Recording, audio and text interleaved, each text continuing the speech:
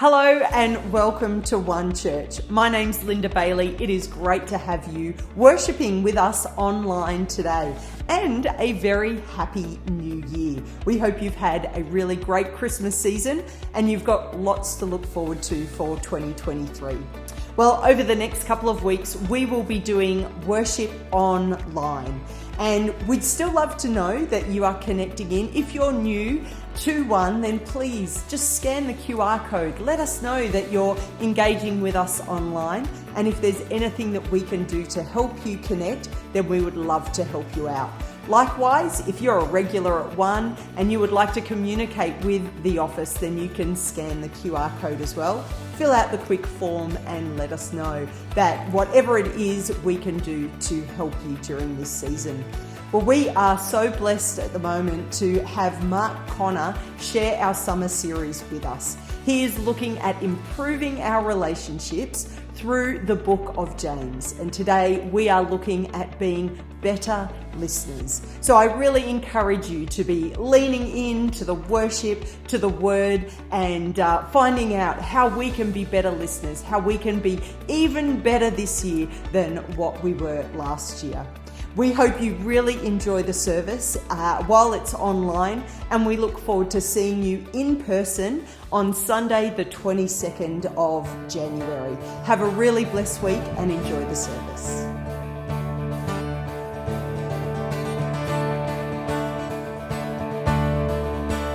I was buried beneath my shame.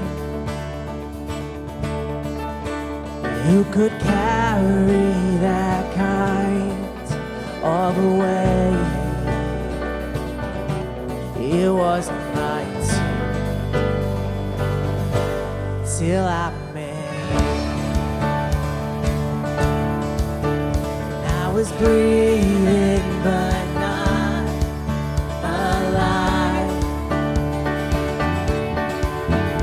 All my failures I tried to hide. It was night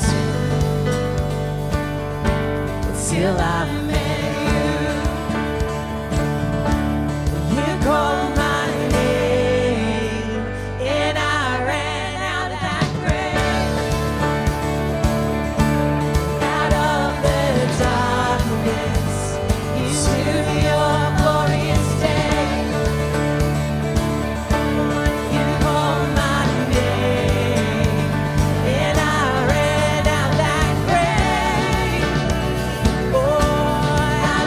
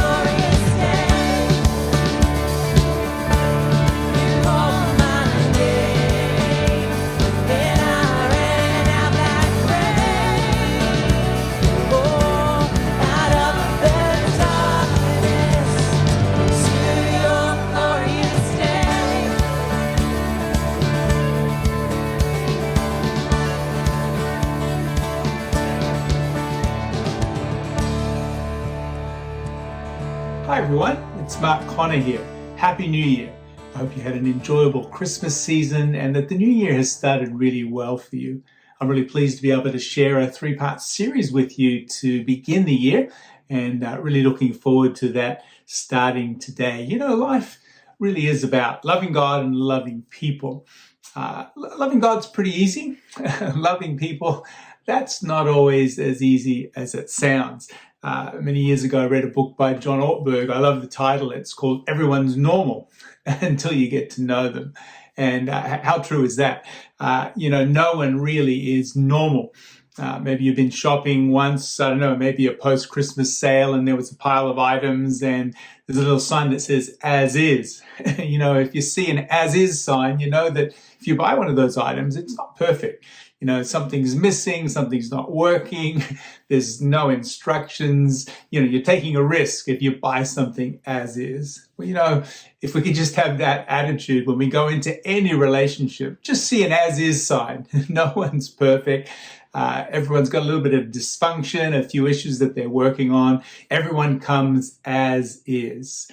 Everyone's imperfect, no one's normal. And guess what? You come as is also. So just having that expectation as we think about our relationships is really helpful. I don't know if you've read the list of the first families in Genesis lately, but it's a really interesting narrative.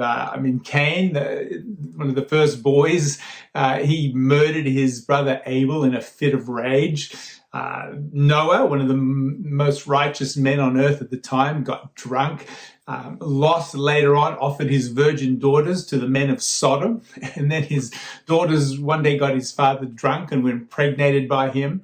And then we have Abraham, Isaac, and Jacob, who all played favorites with their children, causing all kinds of family problems.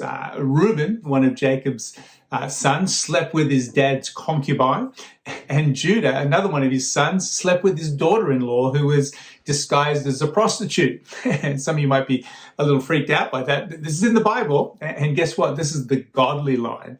My goodness, it sounds like a script from Days of Our Life. These people need a therapist. They're definitely not normal, and yet somehow God worked through them. Maybe some of you are feeling a little bit better about your family right now, just hearing those kind of first families and some of the issues they had to work with. And so we're talking about relationships. No one's normal. We've all got our issues, but I wonder how we can improve our relationships this year. Relationships don't just happen. They take time. They take effort. And we're going to turn to a little letter in the New Testament, the letter of James. James was the brother of Jesus, and he was one of the leaders of the church at Jerusalem. And this book is full of practical advice, almost like a New Testament book of Proverbs. And there's some really good advice in this book for improving our relationships, which is our series title, Improving Our Relationships. We're going to read James 1, verses 19 to 20. This is what it says. My dear brothers and sisters, take note of this. Everyone should be quick to listen, slow to speak, and slow to become angry, because human anger does not produce the righteousness that God desires. In the Message Bible, Eugene Peterson puts it this way: post this at all the intersections, dear friends.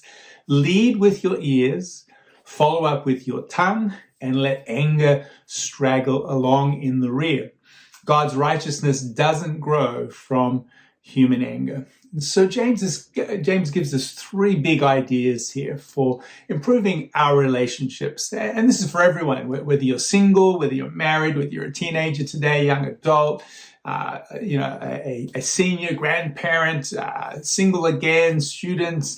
It doesn't matter what your particular situation in life may be relationally. Here's some wisdom to help you in your relationships. And they can also help us in our small groups this year as a church. And these principles can help us not only at home, but at school, in the workplace, and in our church congregation. 3 big reminders. Number 1, be a good listener. Number 2, think before speaking, control your speaking. And number 3, control your anger. very simple, as I said, but, success in life is often doing the simple things really, really well. And so if we could just be better listeners this year, if we could control our words a little bit more, and if we could manage our anger, what a difference that will make. And so we're going to spend a week on each of these relational principles. James only mentions them briefly here, but they're really themes throughout the entire Bible and themes in any good relationship. And so let's start with the first tip from James. Be a good listener. He says, be quick to listen. Communication is at the very heart of any relationship. In fact, the way you build a relationship is through communication. That's the way you get to know someone, to understand them. That's how you might resolve a conflict a little further down the track. When communication is going well, the relationship's going great.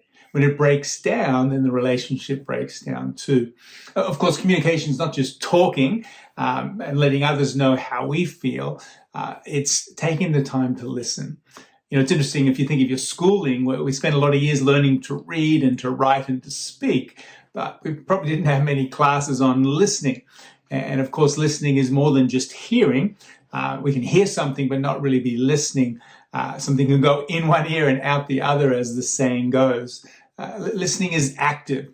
It's about concentrating. It's about giving someone our full attention and showing genuine interest and focus. It's been said that we have 2 ears and 1 mouth, that we should listen as twice as much as we speak. Imagine having 2 mouths and 1 ear. It'd look a little funny. Guess you could sing a duet with yourself or talk with yourself. But no, we have 2 ears and 1 mouth. Even biologically, I think that's a message there that we should listen twice as much as we speak. Why is listening so important? James doesn't really go into it in depth for us. He just says, hey, be quick to listen. Our natural tendency can be quick to speak, but no, be quick to listen. When you listen, you communicate love to a person. When you give someone your attention, it's a way of saying, I really care for you.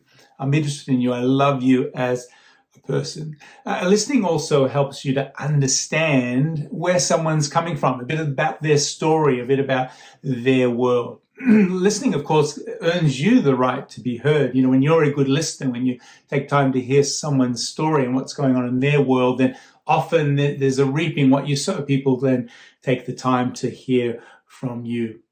And now, look, it's easy to say, be quick to listen, but all of us develop some what I call poor listening habits. And I know I wasn't born a good listener, and my family will definitely tell you that.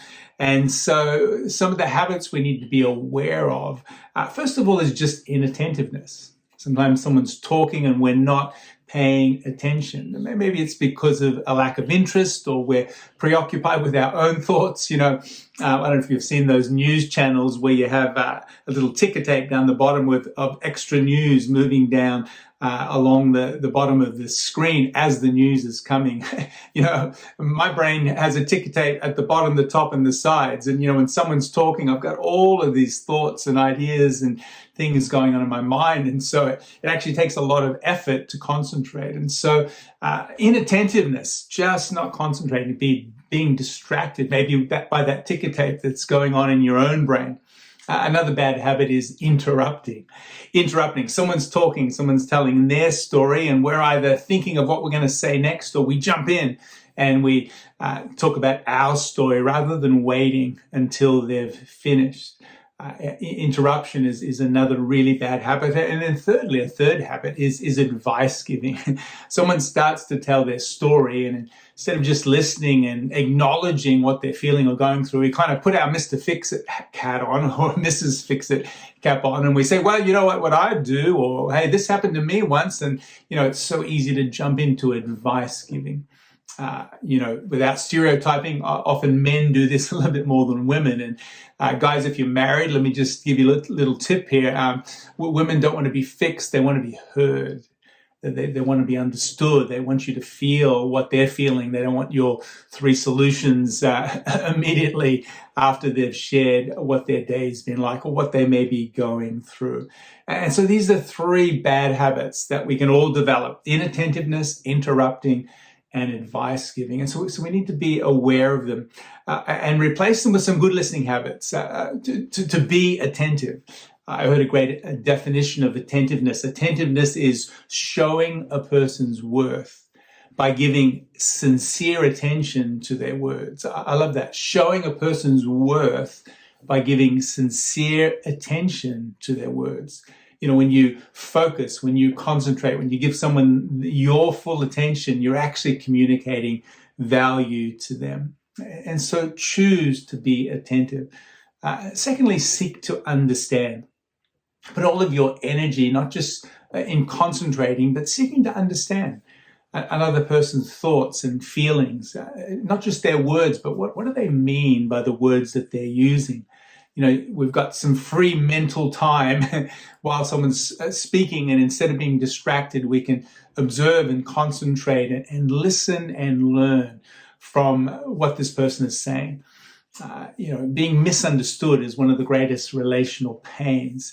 And so when we listen, we want to seek to understand. You might have heard the story of a businessman on a train, and he'd had a very busy day at work, and he sat down to read his newspaper, and the train carriage was quite full of people standing. It was busy, and they stopped at a station, and this adult came in with a couple of kids and sat by him. There happened to be an empty seat, and he kind of slouched down, and these two kids were kind of wreaking havoc. They were running up and down, pulling people's coat jackets and chasing each other, and just kind of wreaking havoc, as it were, in the train carriage. And this person just kind of sat there. And this businessman says, I was getting so annoyed, so angry, and eventually I said, hey, excuse me, what's with these kids? They're just making a mess in here. Why don't you do something about it? And the businessman said, this person who was slouched kind of came to and said, look, I'm so sorry. We just came from the hospital where their mother passed away, and I don't know what to do, and I guess they don't know what to do either. You know, the businessman said, I suddenly had a huge paradigm shift from anger and annoyance. Suddenly I'm feeling such compassion. Your wife just passed away. I'm so sorry. How can I help? Everything changed. You know, the point is everyone has a story. You know, even those people that may be annoying and irritating you in your life, everyone has a story. And when you listen and you seek to understand what's happening in their world, it doesn't necessarily justify what's happening, but it helps you to understand what's happening in their world. Another great habit, in addition to being attentive and seeking to understand, is to ask questions. You know, questions show that you're really interested in a person's life, in what they think, what they feel, what their opinions are. And as you ask questions, you learn. You know, it's amazing if you read the Bible, how often God's asking questions. Genesis 3, Adam, where are you? You know, when God's asking a question, he's not looking for information. It's not like he's saying, hey, where are those humans? I've just created them. I've lost them. Anyone's seen them? No, when God asks a question, when he says, Adam, where are you? It's more about Adam thinking about where he is and why he's hiding. Jesus knew so much, had so much to share, and yet often he would ask questions. Well, what do you want me to do for you?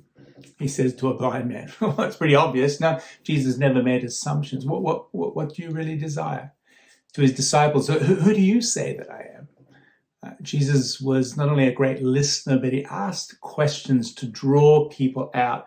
And when we take time to ask questions, we really get to know somebody. So when someone's talking, just slow down that mental inner clock, as it were, and just really work on listening and focusing.